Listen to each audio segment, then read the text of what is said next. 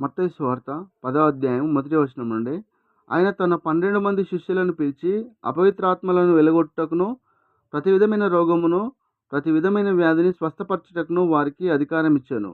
ఆ 12 మంది అపొస్తలుల పేర్లు ఏవనగా, మొదట పేతురనబడిన సీమోను, అతని సహోదరుడగు ఆంద్రెయ, జెబెదయి కుమారుడగు యాకోబు, అతని సహోదరుడగును యోహాను, ఫిలిప్పు, బర్తొలొమాయి, తోమా, సుంకరి అయిన మత్తాయి, అల్ఫయి కుమారుడగు యాకోబు, తదయియను, మారుపేరు గల లెబ్బాయి, కానానీయుడైన సీమోను, ఆయనను అప్పగించిన ఇస్కరియోతు యూదా.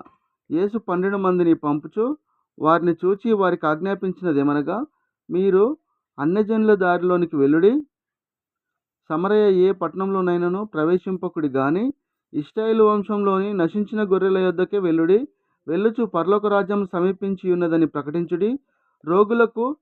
రోగులను స్వస్థపరచుడి, చనిపోయిన వారిని లేపుడి, కుష్ఠరోగులను శుద్ధులనుగా చేయుడి, దయ్యములను వెళ్ళగొట్టుడి, ఉచితంగా పొందితిరి ఉచితంగా ఇయ్యుడి. మీ సంచులలో బంగారంనైనను వెండినైనను రాగినైనను, ప్రయాణం కొరకు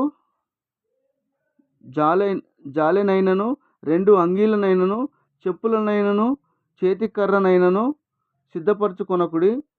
పనివాడు తన ఆహారమునకు పాత్రుడు కాడా?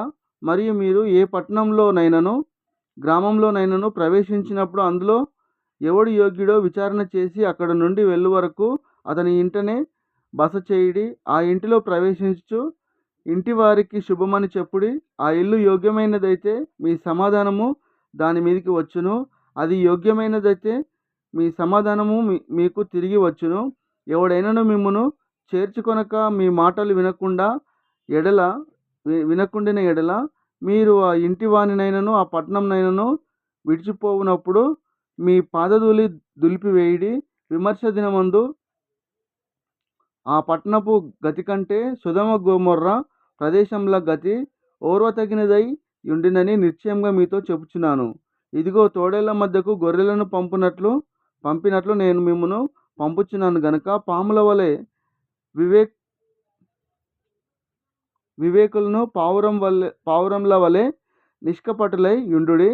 మనుషులను గూర్చి జాగ్రత్త పడుడి. వారు మిమ్మును మహాసభలకు అప్పగించి తమ సమాజ మందిరములలో మిమ్మును కొరడాలతో కొట్టింతురు. వీరికిని అన్యులకును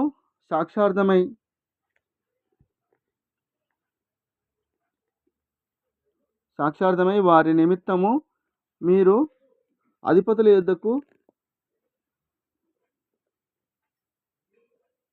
యొద్దకును రాజుల యొద్దకును తేబడుదురు. వారు మిమ్మును అప్పగించినప్పుడు ఎలాగు మాట్లాడుదురు, ఏమి చెప్పుదురు అని చింతింపకుడి.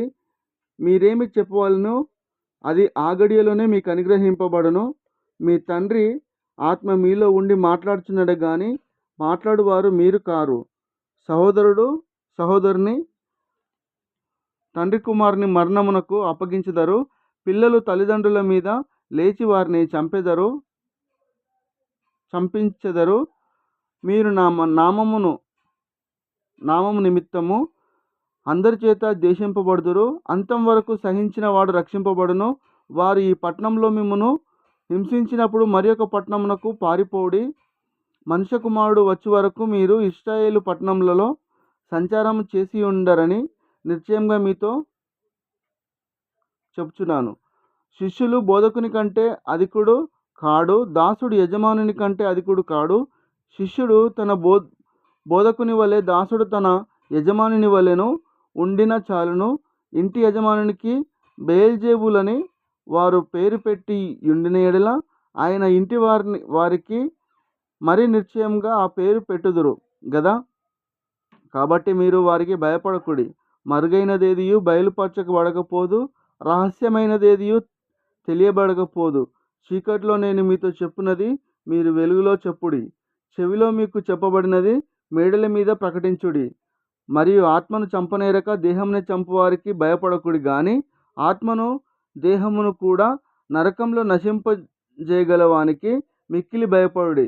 2 పిచ్చుకలు కాసుకు అమ్మబడును గదా, అయినను మీ తండ్రి సెలవు లేక వాటిలో ఒకటైనను నేలను పడదు.